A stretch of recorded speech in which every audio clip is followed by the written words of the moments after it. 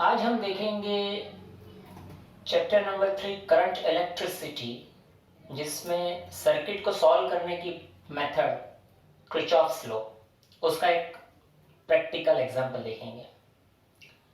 As we know from our theory side, Kirchhoff के जो नियम बने हुए हैं वो सर्किट को सॉल्व करने के लिए, मतलब कि अगर हमें कोई नेटवर्क दिया हुआ है जिसमें रेजिस्टेंस है, battery, lots of battery and many branches, so उसमें अगर सब ब्रांच के लिए करंट फाइंड आउट करना है या फिर कोई अननोन रेजिस्टेंस है नेटवर्क में उसको फाइंड करना है, या फिर कोई ईएमएफ है बैटरी अननोन उसको फाइंड करना है, तो ऐसी कॉम्प्लेक्स सर्किट के लिए हम किरचॉफ का रूल यूज करते हैं। अब उसके जो रूल्स है वो हमने थियरी में जो पढ़े हैं उसको हम अप्लाई करेंगे। उसके लिए पहले मैं इस सर्किट की इक्विवेलेंट सर्किट बनाता हूं, देख लेते हैं। ठीक है, तो अब यहां पर है हमारी इक्विवेलेंट सर्किट। अब इसको मैंने कैसे ड्रॉ किया वो थोड़ा पहले समझ लेते हैं। यहां पर हम एक नेटवर्क दिया था, इसमें अभी एक्चुअली कोई क्वेश्चन नहीं है, तो चलो हम क्वेश्चन पहले बना लेते हैं। Question is find current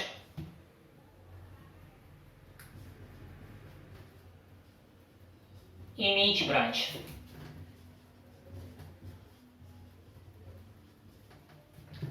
may be possible, शायद एक या दो ब्रांचेस के लिए भी आपको पूछ सकते हैं, लेकिन हम सब ढूंढ लेंगे। And may be make between this branch voltage between BT you have to calculate. हो सकता है एक्चुअली कुछ भी पूछ सकते हैं, अननोन बैटरी अगर दे दी तो EMF पूछ सकते हैं, चलता है। तो यहां पर जो इक्विवेलेंट सर्किट बनाई उसमें सबसे पहले ये इंटरनल रेजिस्टेंस का रोल है। बैटरी के अंदर अपना खुद का रेजिस्टेंस होता है, उसको इंटरनल रेजिस्टेंस कहते हैं। अब वो इंटरनल रेजिस्टेंस को सर्किट में ड्रॉ करने के लिए जो सिंबल है वो है रेजिस्टेंस का कॉमन सिंबल और उसके ऊपर ऐसा स्क्वायर। जो नेचुरली सर्किट के अंदर रेजिस्टेंस दिया हुआ होता है वो सिंपली ऐसे जिगजैग पैटर्न में होता है, लेकिन इंडिकेटर है ये, अगर ये ऐसे स्क्वायर किया हुआ है उसके साइड पे तो वो इंटरनल रेजिस्टेंस शो करता है। एंड किसी भी बैटरी का इंटरनल रेजिस्टेंस आप आइदर साइड ड्रॉ कर सकते हो, मतलब ऐसा नहीं कि अभी मैंने नेगेटिव साइड पे उसको बनाया तो फिर वो नेगेटिव साइड पे, ऐसा कुछ नहीं। देख सकते हो यहाँ पे 3 वोल्टेज मैंने उसको पॉजिटिव साइड पे ड्रॉ किया हुआ है। So rule is internal resistance को आप बैटरी के आइदर साइड पे शो कर सकते हो, but in same branch. Branch नहीं चेंज करनी, बस ब्रांच वही होनी चाहिए, सिंपल। सो इसके हिसाब से मैंने सब ड्रॉ कर दिया। अब किरचॉफ का रूल, जो एक्चुअली मेनली 2 रूल्स हैं, junction rule and loop rule. अब जंक्शन रूल किसे कहेंगे? जहां पर 2 या उससे ज्यादा वायर्स कनेक्टेड होंगे वहां पर करंट स्प्लिट होगा या मर्ज होगा, उसको हम कहेंगे जंक्शन रूल। अप्लाई करेंगे, देखते हैं उसको भी। और दूसरा होता है लूप रूल, यानी कि जहां पर भी सर्किट एक लूप बनाता है, यहां पर हम देख सकते हैं 3 लूप है। अगर इसके नेम ऊपर के हिसाब से दे दे तो A, B, C and D। तो यहां पर 3 लूप दिख रहे हैं। एक है A, B, D, A, ऊपर का ट्रायंगल। दूसरा है B, C, D, B, नीचे वाला ट्रायंगल।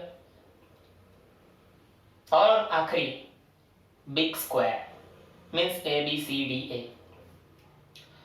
तो यहां पर 3 लूप के हिसाब से 3 इक्वेशन फॉर्म हो सकते हैं। सो लूप रूल का पहला सब रूल है define current in each branch, यानी कि हर एक ब्रांच में आप करंट का फ्लो डिसाइड करो। और वो कैसे करेंगे? जो सबसे बड़ी बैटरी है उसके हिसाब से देख के चलते हैं। अब यहाँ पर जो है वो 3 वोल्ट की बैटरी और 3 वोल्ट की बैटरी जो सबसे ज्यादा दिख रही है, तो उसके पॉजिटिव टर्मिनल में से करंट आउट होगा। मींस पॉसिबिलिटी है यहां पर करंट आउटफ्लो होगा, और यहां से भी हम सोच सकते हैं करंट आउटफ्लो होगा। अब ये उसको नेम नहीं दे रहे, उसको सिर्फ डायरेक्शन दे रहे हैं। फिर अगर देखेंगे तो यहां पर जो ये करंट है वो अगर फ्लो ले रहा है B to C, then obviously same branch के अंदर वो जाना चाहिए C टू D। लेकिन यहां पर हम देख सकते हैं वो एंटर हो रहा है पॉजिटिव टर्मिनल में। अब इसका मीनिंग ये पॉसिबल नहीं है, ऐसा तो नहीं है, ये पॉसिबल है। इसको कह सकते हैं कि 3 वोल्टेज की बैटरी या फिर ये पूरा नेटवर्क इस 1 वोल्ट की बैटरी को चार्ज कर रहा है।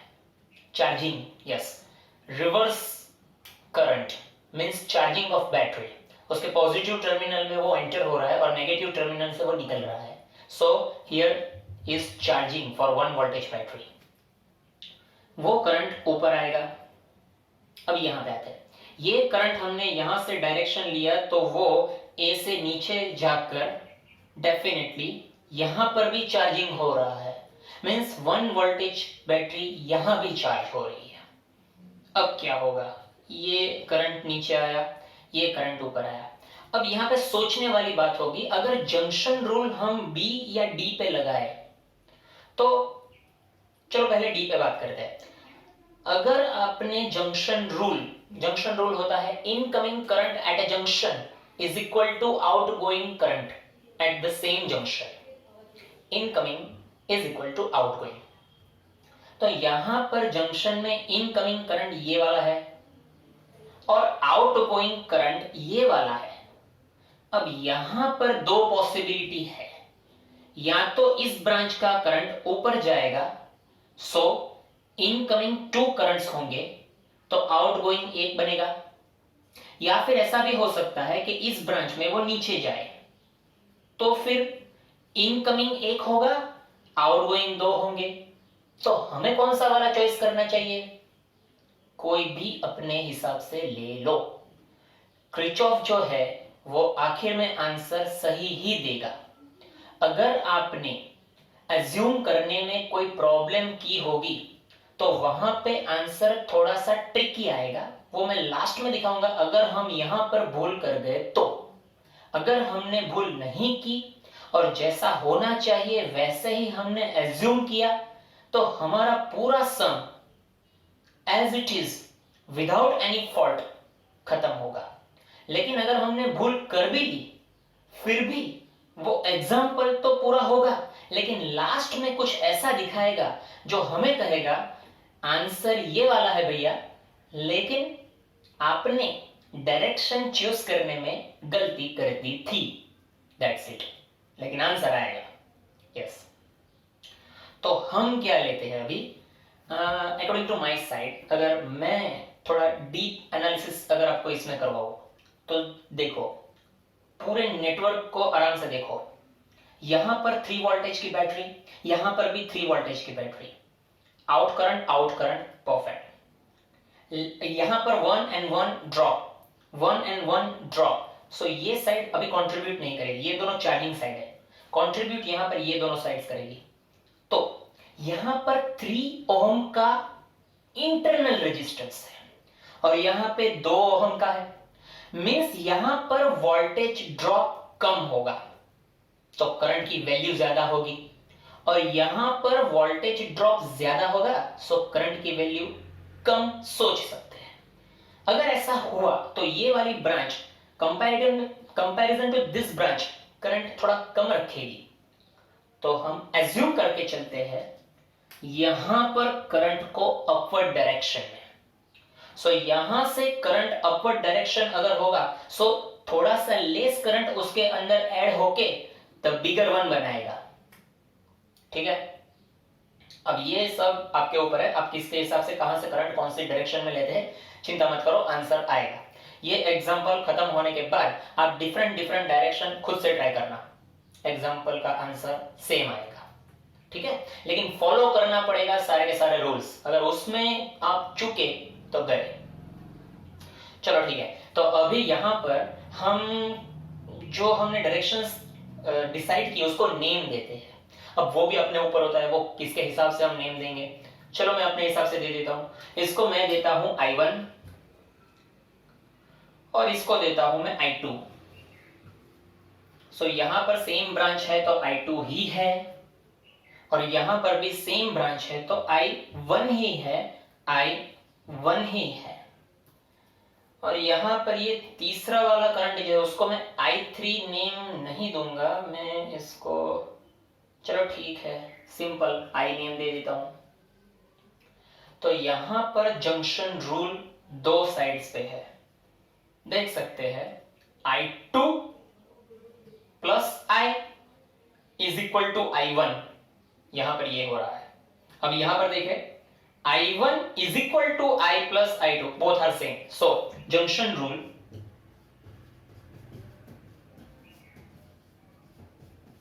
जंक्शन रूल यहां पर है I1 is combination of I plus I2, equation number 1। अब यहां पर इक्वेशन 1 जो फॉर्म हुआ है, तो थोड़ा मैथमेटिकल साइड से मैं आपको कैलकुलेट करना सिखाता हूं। अगर जितने भी अननोन वेरिएबल्स है, फिर से सुनना, जितने भी अननोन वेरिएबल्स है उतने इक्वेशन आपको चाहिए उसको सॉल्व करने के लिए। मींस यहां पर मेरे पास अभी 3 अननोन है, I1, I and I2। So definitely मुझे 3 इक्वेशन चाहिए इसको सॉल्व करने के लिए। तो यहां पे पहला वाला बन गया जंक्शन से। अब दूसरे दो बनाने के लिए मुझे लूप रूल यूज करना पड़ेगा। तो लूप मैं यहां पर ले लेता हूं, the first loop, here I am taking that this one and I am rotating here clockwise direction. वो थियरी में हमने सारे रूल्स पढ़े हुए हैं, उसको आपको एक बार देख के आना पड़ेगा। यहां पर क्लॉकवाइज डायरेक्शन में हम जाएंगे। सो loop A starting from here, D going down to B, again to the A, loop A, D, B, A, rule 2, Kirchhoff's rule 2। अब Kirchhoff का rule 2 लगाने के लिए एक और चीज हम थोड़ा देख लेते हैं। Kirchhoff का रूल ये था, sigma IR is equal to sigma EMF। Means के अगर आप लूप में एक बार रोटेशन ले रहे हो तो वहां पे आपको समेशन करना है विथ साइन, मीन्स उसके जो प्लस और माइनस के जो साइन है उसके साथ आपको समेशन करना है सिग्मा IR। और इक्वल टू के दूसरी तरफ RHS साइड, वहां पर आपको फिर से एस डायरेक्शन में ही घूम के EMF का विथ साइन समेशन लेना है, सिंपल इज दैट। तो साइन रेजिस्टेंस पे हमें पहले साइन बनानी होगी, तो उसके लिए हमने रूल दिया था, करंट रेजिस्टेंस में जहां पर एंटर होता है उसको नेगेटिव टर्मिनल बोल दो। माने के सोचो यहां से करंट जा रहा है, यहां रेजिस्टेंस में एंटर हो रहा है, इसको हम नेगेटिव बोलेंगे, इसको positive, simple is that. Similarly यहां से नीचे फॉरवर्ड हुआ तो negative positive, means entry is negative terminal, that's it. यहां पर करंट ऊपर गया, नेगेटिव पॉजिटिव, यहां पर करंट आगे गया, negative positive, negative positive. Okay, we have done the sign of all resistors. अब हम यहां से रोटेशन क्लॉकवाइज लेते हैं, स्टार्टिंग फ्रॉम एनी पॉइंट, लेकिन यहां पर मैं ए से स्टार्ट कर रहा हूं। अगर यहां से स्टार्ट करेंगे rotation, so first of all 2 ohm, so यहां पर एंट्री प्लस में है तो +2 and current in that branch is I1 here sigma is equal to IR। So LHS side पे हमें R और रिस्पेक्टिवली ब्रांच में करंट उसका मल्टीप्लिकेशन करना है एंड एंट्री होगी वो साइन लेंगे। सो यहां पर एंट्री +2 में थी तो +2 आर की value I1 current. Forwarding here we have EMF, यहां पर एक ईएमएफ आ गया तो उसको हम यहां पर नहीं लेंगे क्योंकि इक्वल टू की राइट हैंड साइड पे ईएमएफ जाएगा, इक्वल टू की लेफ्ट हैंड साइड पे सारे के सारे आईआर वाले स्टेप आएंगे। सो इसको हम बाईपास करेंगे। Forwarding to D to this 3 ohm and sign is plus, so +3 and current in that branch is I. Again moving and reach at B, going upward, plus sign 1 ohm, plus sign 1 is a coefficient so we are not writing that, but here current is I1, only I1.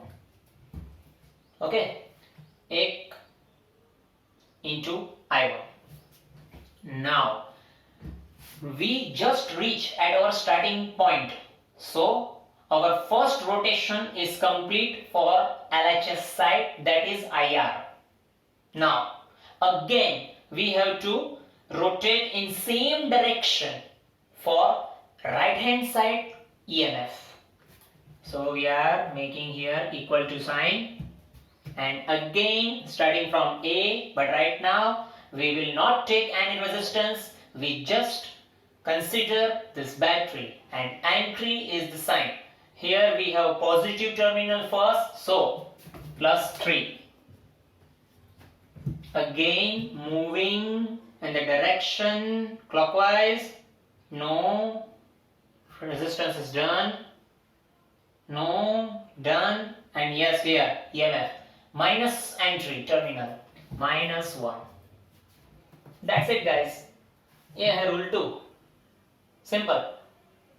Left hand side पे rotation में जितने भी IR आएंगे वो लेंगे, entry जहां पे होगी सिग्नल वो लेंगे, इक्वल टू बनेगा, अगेन रोटेशन होगा EMF के लिए, EMF का जो टर्मिनल पहले टच होगा वो साइन आएगी, खत्म। अब इसको सिंप्लीफाई करेंगे। So I1 is 2 times, so 3 times I1 plus I3, 3I is equal to 2. Equation number 2. Two equation we have, this and this. Now another loop we are taking, and that loop is bottom triangle loop. Naming that B, D, C, B, rule 2. Okay, so here clockwise direction, first entry is in -3, current is I. Again from D to downside, entry is plus, value is 1 and current is I2, so simply writing I2, coefficient is 1. Again forwarding, entry is plus, so plus, value is 3, resistance 3, and current in that branch is I2, so I2. And we just reach at the starting point. Again rotate for EMF, so making equal to sign, and rotating for EMF, so no, we just take that, no, yes, -1 value and terminal minus, again +3, so -3I plus I4 is equal to 2, equation number 3. अब हमने जो कहा था वो 3 equation हमने बना लिए, अब देखते हैं उसको एलिमिनेशन मेथड में किस तरह से हम ले जाते हैं। यहां पर अगर हम डायरेक्टली एलिमिनेशन सोचे तो 3 और 2 का अगर सम कर दे तो 3i will cancel and we have our new equation. We will have in 3i1 and 4i4 this is 4 no 2 i2 that will not make any sense. So what should done here? Taking another loop, that is the big loop A D C B loop.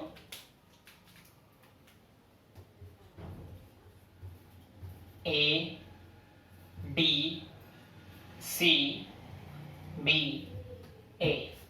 For clockwise, this is +2 current is I1, going downside +1 entry, current is I2, going downside +3 entry, current is I2, and +1 entry, current is I1, now making equal to sign, and for EMF +3 -1 +3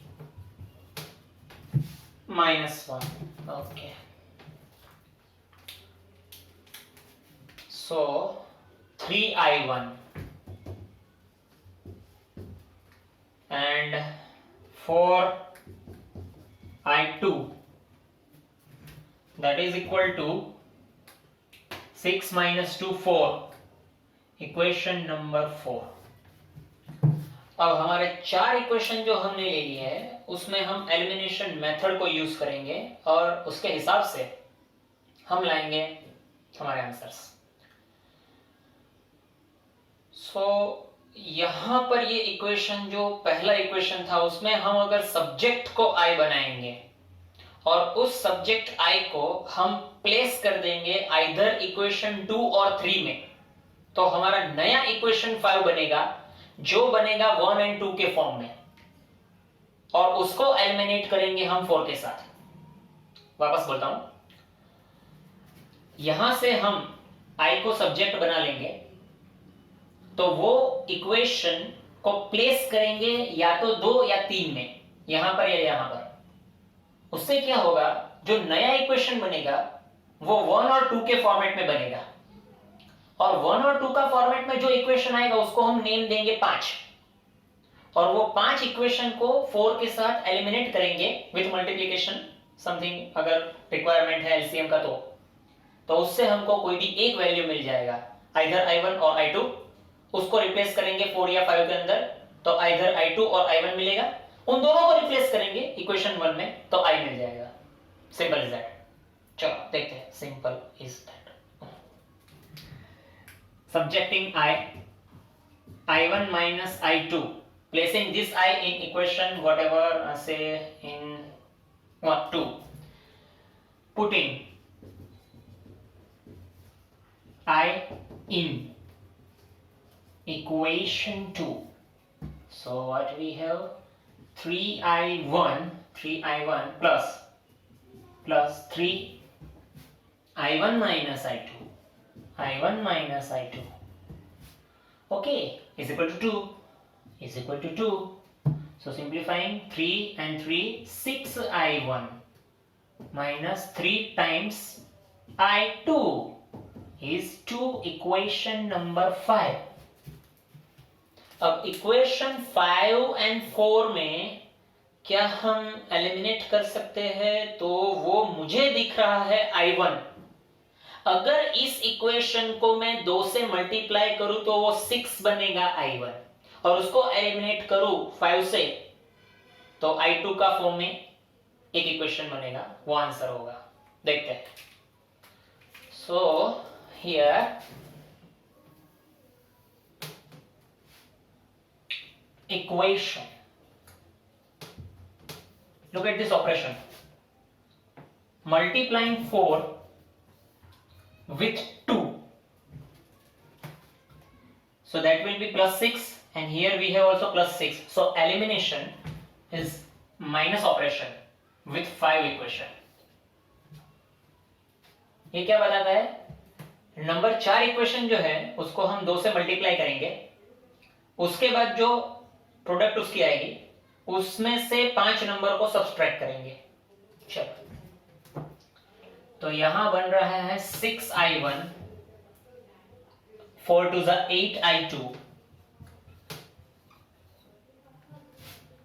8। नीचे का equation as it is 6i1 minus 3i2 minus 3i2 is equal to only 2, but we have to eliminate, so making sign different, elimination method, 0, 8 and 3, 11i2 is equal to 6, so i2 is equal to 6 by 11 ampere. First answer achieved, I2. Placing this I2 in any equation in 5 or 4, we will take 5. Putting this I2 in equation 5.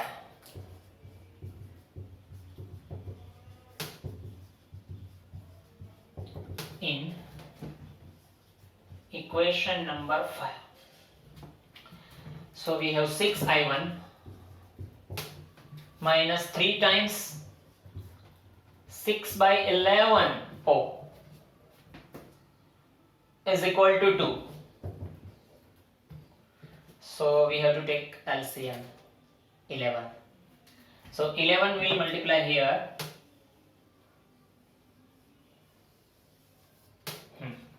That means 66i1 minus 3, 6, 18 is equal to 2 times 11, 22.